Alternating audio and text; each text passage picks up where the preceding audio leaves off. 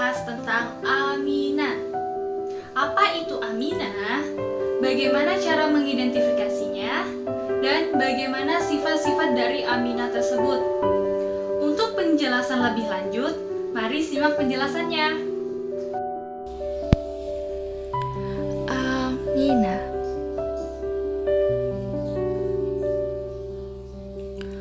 Tujuan dari praktikum yaitu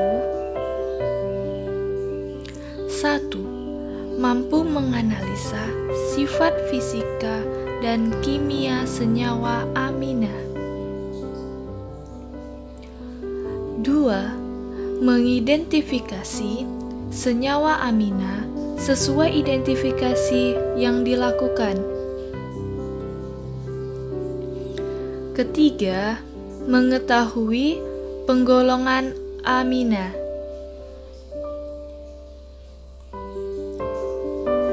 Selanjutnya, pengertian amina. Amina merupakan senyawa organik yang mengandung atom-atom nitrogen trivalen yang terikat pada satu atom karbon atau lebih.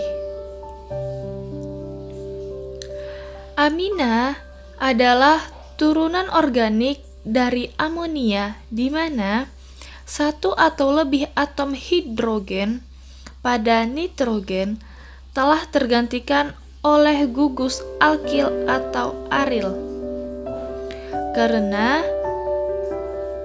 amina memiliki sifat mirip dengan amonia seperti alkohol dan eter terhadap air. Rumus umum untuk senyawa amina adalah CnH2n plus 3n.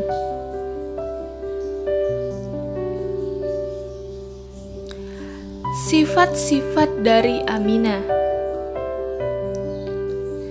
yaitu 1. Amina primer dengan berat molekul rendah berupa gas atau cairan yang mudah menguap, pada umumnya mempunyai bau seperti amonia.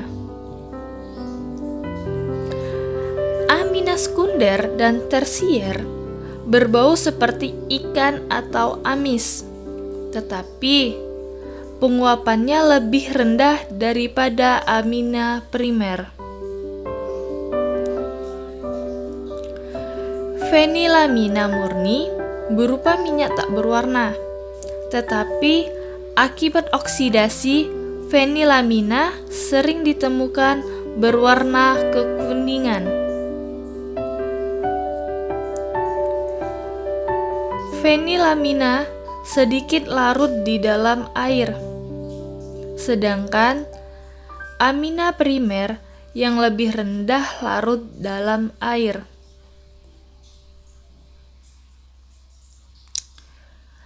Pada suhu kamar, amina berbobot molekul rendah dan berupa gas atau cairan.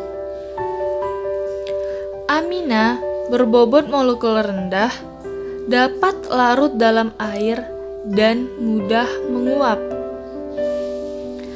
Amina primer lebih mudah menguap daripada amina sekunder dan amina primer.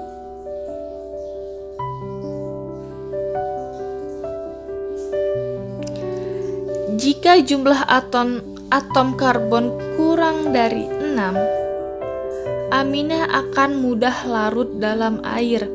Jadi, semakin pendek rantai karbonnya, maka amina akan semakin mudah larut dalam air.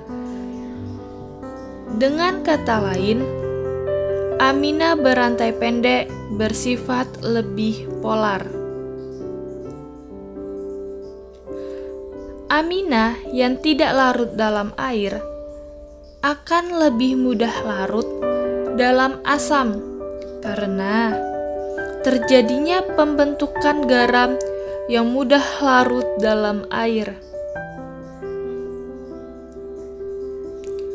Semakin panjang rantai karbonnya, maka titik didih dan titik leleh amina semakin meningkat.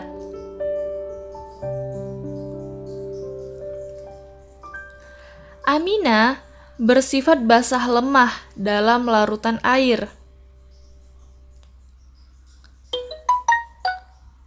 Amina juga merupakan zat yang tidak berwarna. Amina cenderung menerima satu proton H+ dari air dalam reaksi asam basa reversibel. Jika amina mengikat proton, maka akan membentuk garam amonium. Amina yang memiliki asam konjugat lebih lemah dan derajat keasaman yang lebih rendah, maka sifat basahnya lebih kuat. Jika amina mengikat 4 gugus alkil atau aril, maka akan membentuk garam amonium kuartener.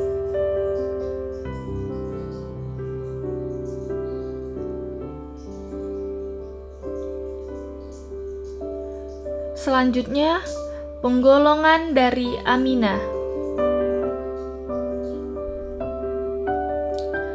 Amina digolongkan menjadi 3, yaitu 1. Amina primer,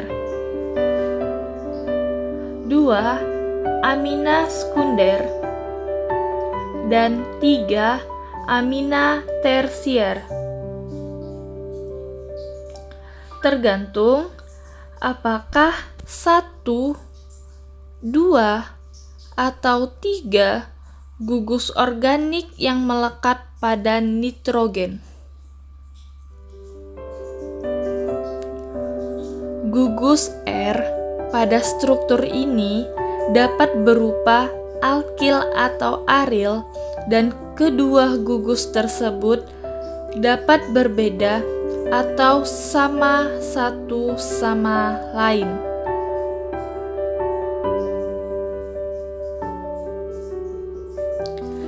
Amina primer. Amina primer memiliki gugus RNH2.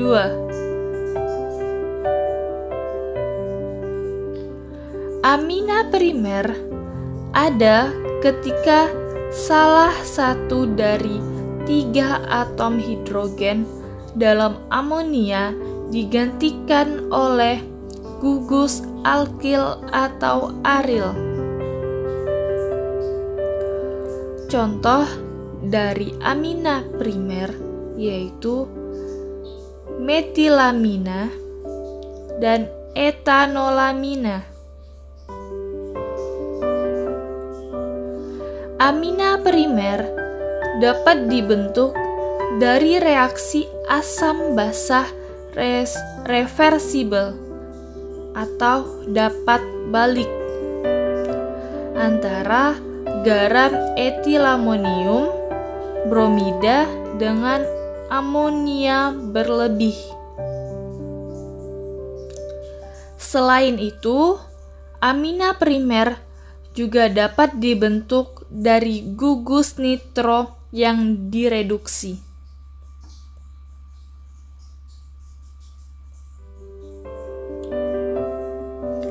Amina sekunder.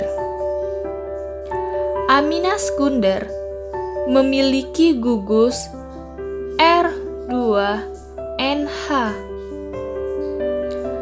Amina sekunder disebut apabila kedua atom hidrogen pada amonia digantikan dengan gugus alkil. Amina sekunder memiliki 2 substituen organik atau alkil, aril, atau keduanya. terikat dengan N bersama-sama dengan satu hidrogen atau tidak ada hidrogen jika salah satunya adalah ikatan ganda. Amina sekunder dapat dibentuk dari reaksi asam basa reversibel antara dietilamonium bromida dengan amonia berlebih.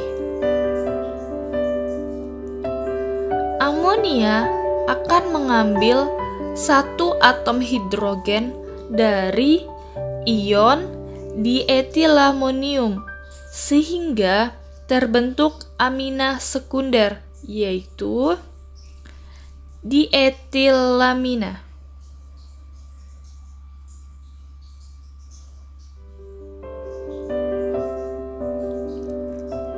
Amina tersier. Amina tersier memiliki gugus R3N. Pada amina tersier, apabila ketiga atom hidrogen pada amonia digantikan dengan gugus alkil,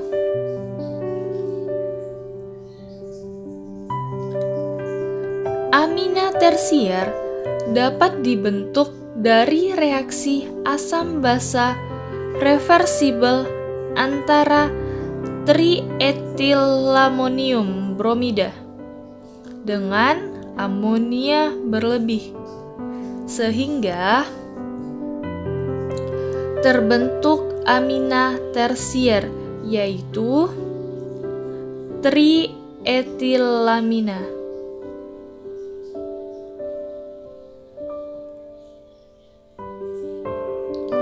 Amina boleh dikatakan sebagai turunan dari amonia atau NH3 karena senyawa amina mempunyai struktur seperti amonia, di mana salah satu atau lebih atom hidrogen pada amonia diganti gugus alkil atau aril. Senyawa amina dapat berupa alifatik, siklik, heterosiklik, dan aromatik.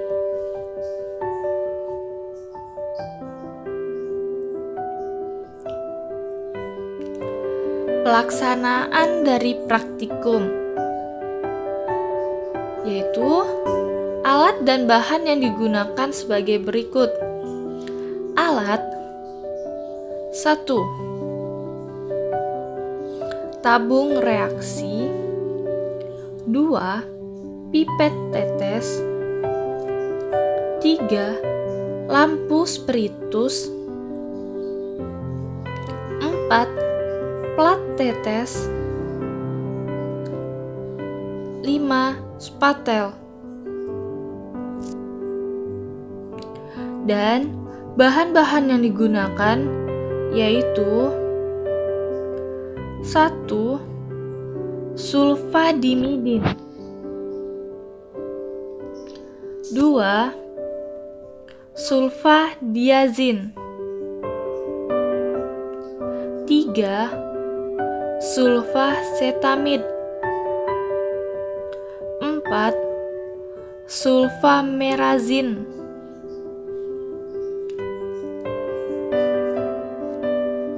Option 1 sampai 4 merupakan sebagai sampel. 5. Diazo A dan diazo B. 6. PDAB HCl. 7. NaOH dan HCl. 8. CuSO4. option 5 sampai 8 merupakan sebagai bereaksi.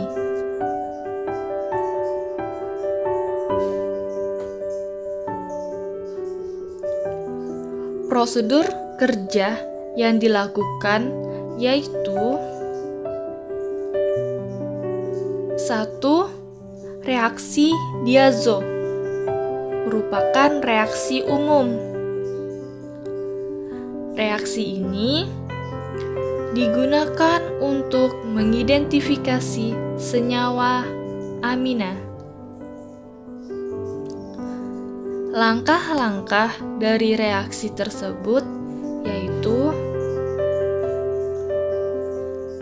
mula-mula masukkan sampel ke dalam tabung reaksi.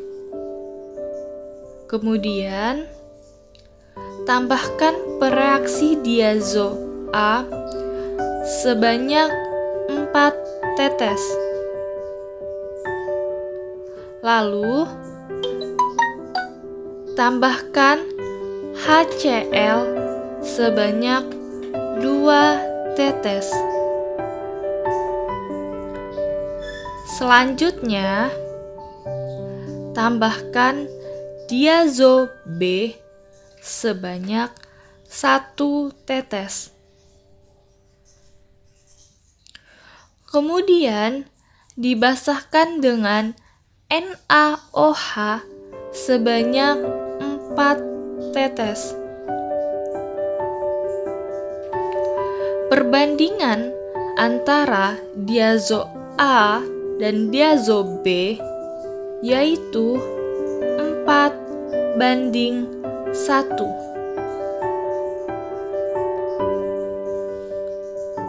Reaksi tersebut bila perlu dilakukan pemanasan.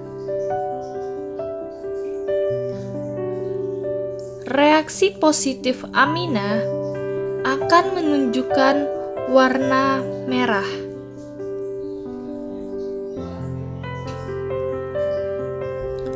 Yang kedua, reaksi Ehrlich atau merupakan reaksi pembeda dari amina. Reaksi ini digunakan untuk mengidentifikasi dari senyawa amina.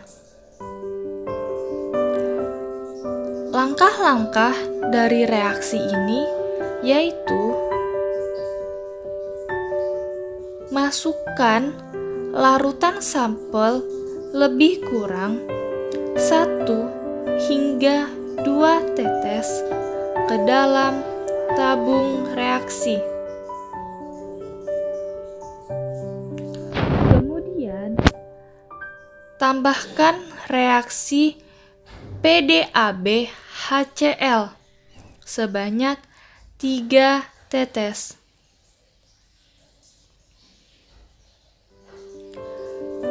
Reaksi positif amina akan menghasilkan warna-warna. Rata-rata, warna-warna yang dihasilkan berupa warna kuning muda sampai kuning keemasan.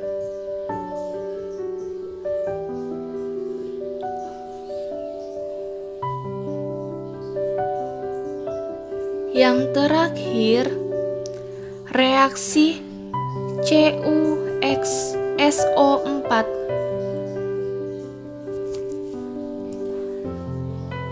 Reaksi ini juga digunakan untuk mengidentifikasi dari senyawa amina. Langkah-langkah dari reaksi ini sebagai berikut, yaitu mula-mula masukkan larutan sampel lebih kurang 1 hingga 2 tetes ke dalam tabung reaksi. Kemudian, tambahkan reaksi CuSO4 sebanyak 3 tetes. Reaksi positif dari Aminah akan menghasilkan warna-warna. Rata-rata warna-warna yang dihasilkan yaitu berupa biru jernih.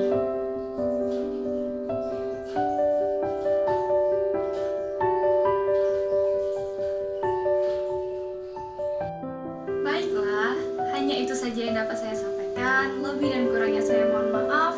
Kepada Allah saya mohon ampun. Terima kasih. Wassalamualaikum